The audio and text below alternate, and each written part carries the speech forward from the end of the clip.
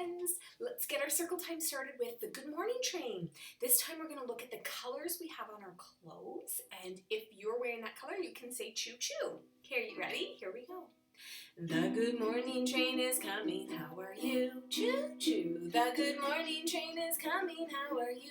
Choo choo. The good morning train is coming, the good morning train is coming, the good morning train is coming, how are you? Choo choo.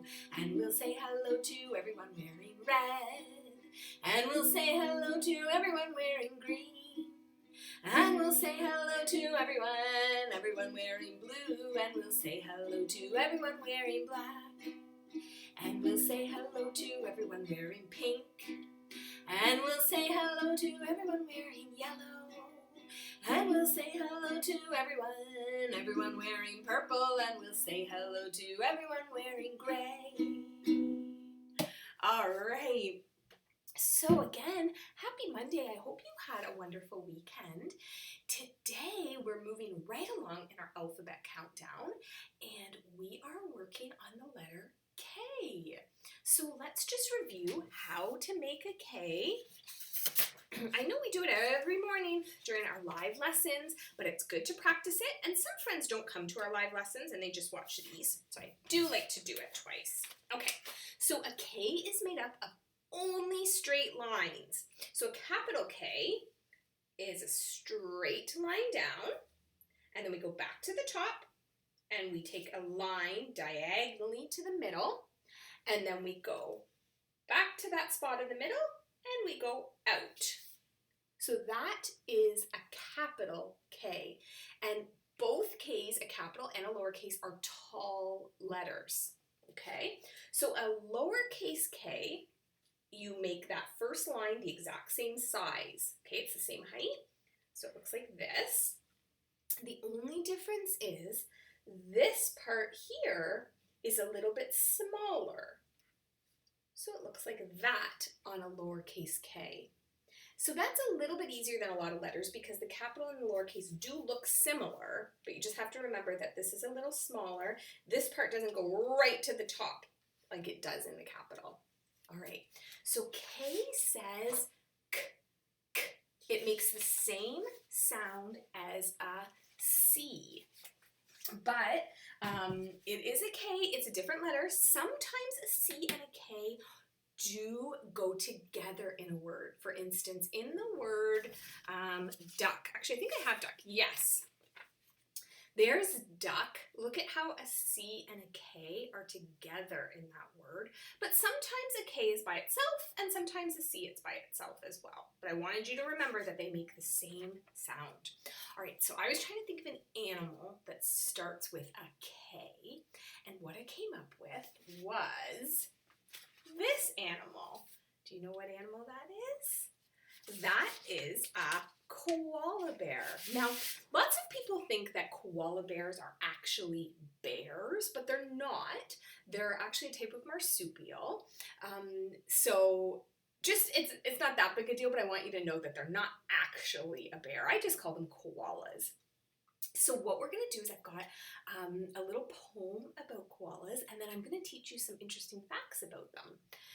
So I want you to look really carefully. How many koalas do I have here? Can you count them? Okay, 1, 2, 3, 4, 5. There are 5 koalas. So this poem is going to start at the number 1, and we're going to count all the way up to the number 5.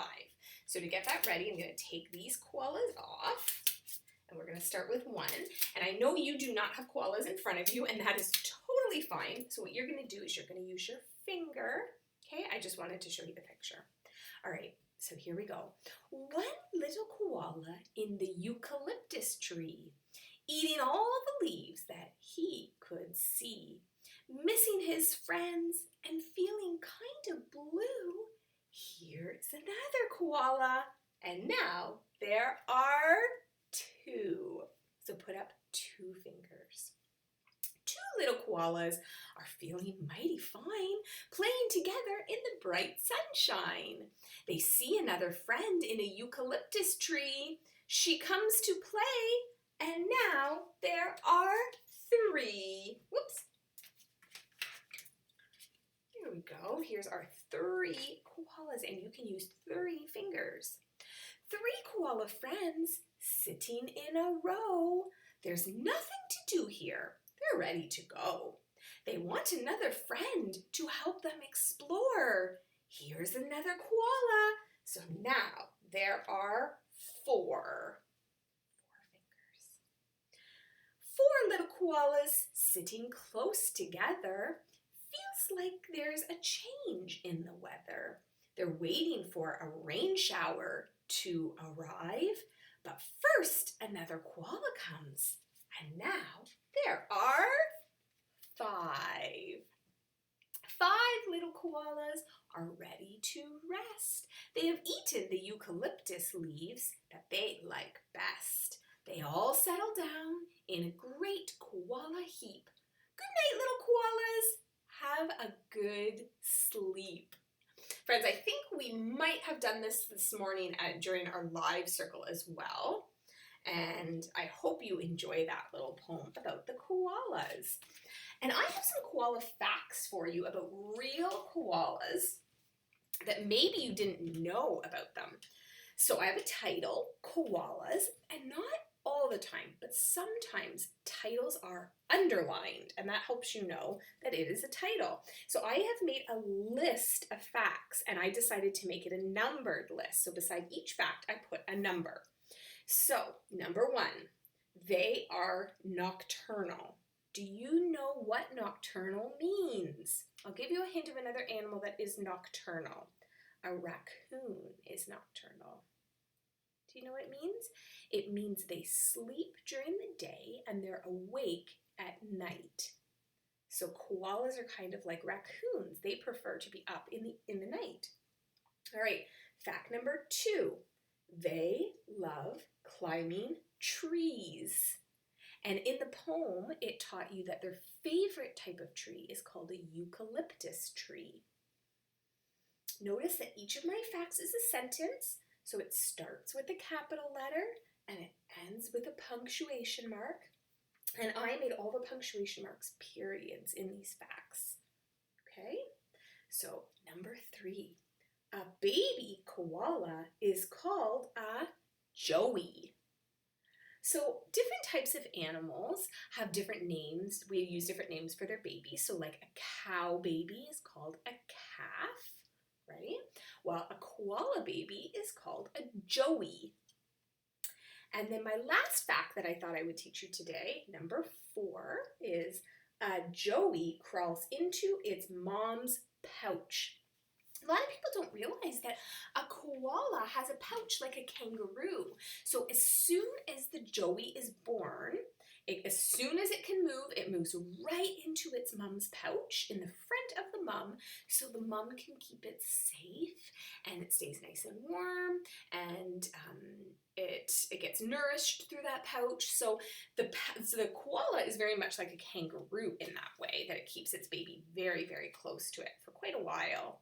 Okay, so there are 4 new facts for you all about koala bears.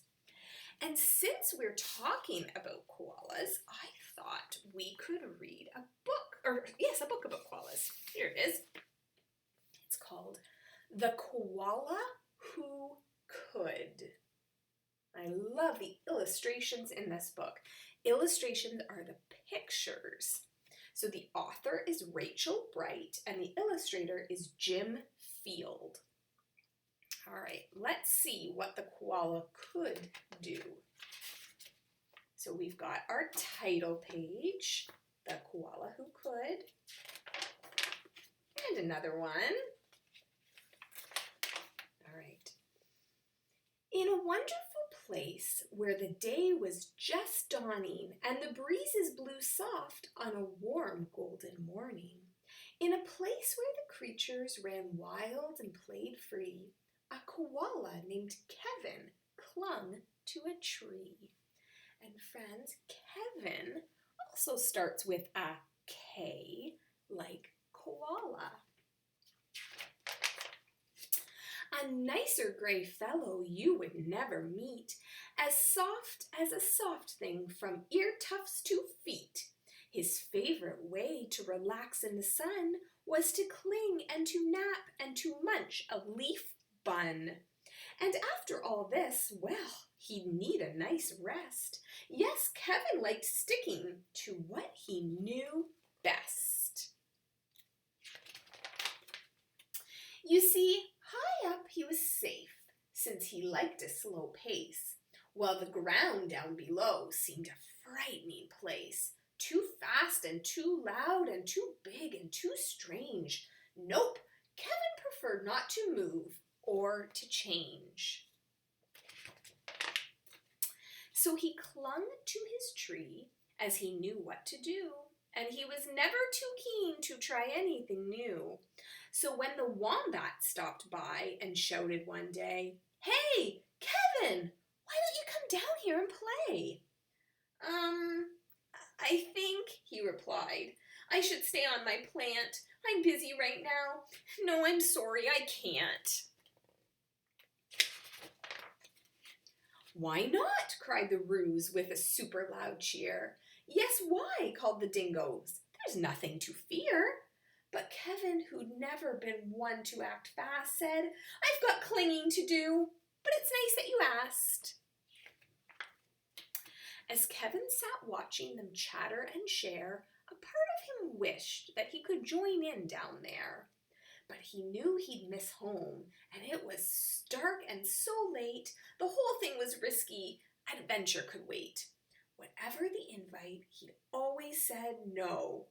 Oh dear, it seemed Kevin just couldn't let go. So his life was the same, no matter the day. The weeks came and went, and the months rolled away. And Kevin stayed still while the world moved around until he woke to a worrying sound. Oh my goodness, I wonder what that sound is, friends.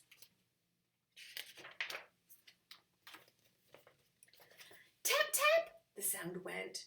Oh, well, this was a blow. Tap, tappity, tap, tap, tap, tap. Oh no!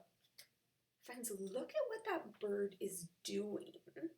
How do you think that could affect Kevin? Can you think of a reason? Let's see.